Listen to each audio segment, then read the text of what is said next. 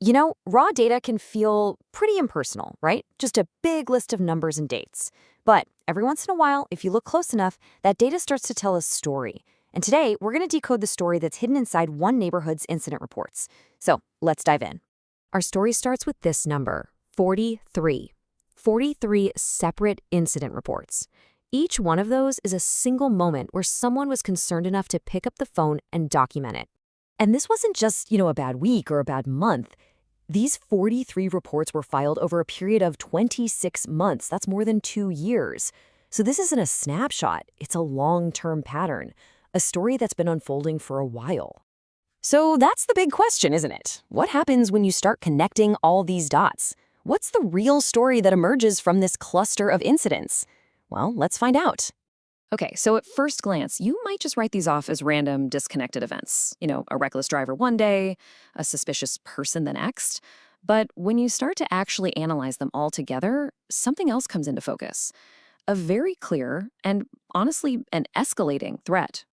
So, the first step in our investigation is to profile the reports themselves. We've got to break them down into categories to really get a handle on what people were actually worried about, what was really going on. And wow, this chart just lays it all out for us. The data immediately points to two huge concerns. More than half of all reports, a whopping 56%, are about security and suspicious activity.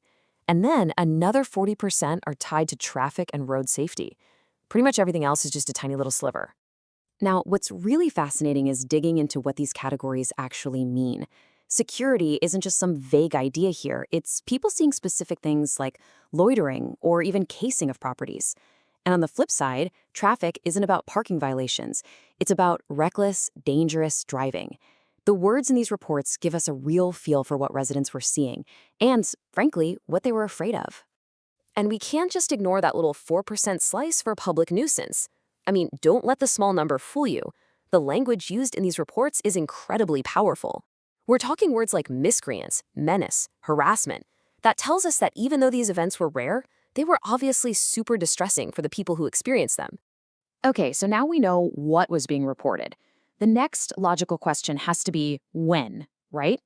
And analyzing the timeline, well, it reveals a story not of consistency, but of a really rapid acceleration. This is where the pattern truly starts to jump off the page. This timeline really is the heart of the story. You can see it starts out slow, just a few random reports here and there for over a year. Then, around the middle of 2025, it starts to pick up steam. But look at what happens at the end of the timeline. It just explodes.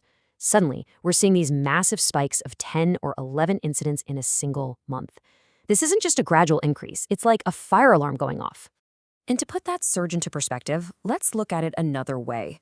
Across the entire 26-month period, an incident was reported, on average, every 19 days. Let's call that our baseline. But during that recent surge, the average time between reports dropped to just 12.8 days. That's a 33% shorter gap. So things weren't just happening more often, they were happening faster and faster. The rhythm was changing. So we have this escalating pattern of security and traffic problems. But here's where it gets really fascinating. The reporting itself wasn't chaotic at all.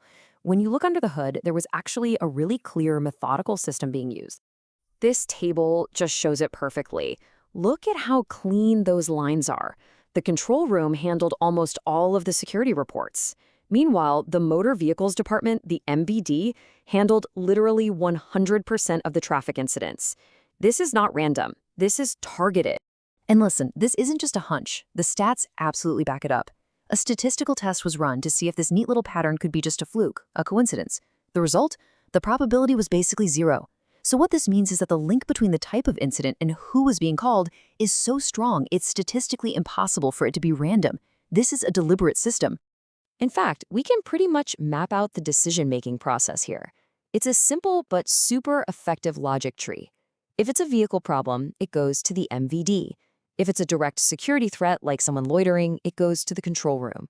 And if it's something more complex like harassment, it gets escalated up to high-level police.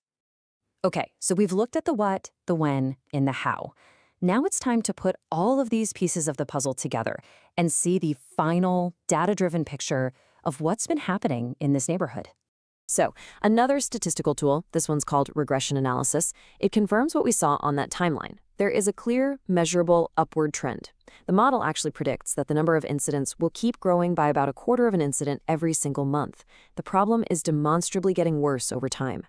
And this might be the most powerful number in the whole analysis. By looking at all the evidence from the past, we can actually make a pretty good guess about the future. The math shows there's a 55.6% chance that the very next incident reported in this neighborhood will be a security threat. Think about that. It's more likely to be a security threat than anything else combined. So when you put it all together, the final picture painted by the data is crystal clear. We have a localized threat, and it's accelerating. It's not random. The focus seems to be on reconnaissance. That word casing properties keeps coming up.